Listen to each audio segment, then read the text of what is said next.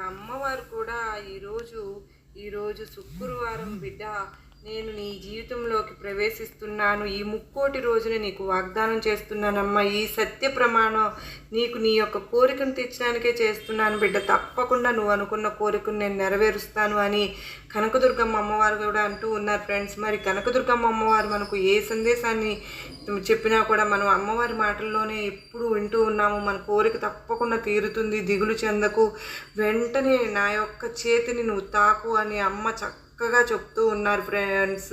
అమ్మవారు ఏది చెప్పినా మాటల్లోనే మనకు ఎంతో గొప్ప ధైర్యం అనేది కలుగుతుంది, మన జీవితంలో జరుగుతుంది. నీవు ఎదురు చూసేది నీకు నెరవేరుతుందమ్మా. అంతా నేను చెప్పింది చెప్పినట్లుగా జరిగి తీరుతుంది బిడ్డ.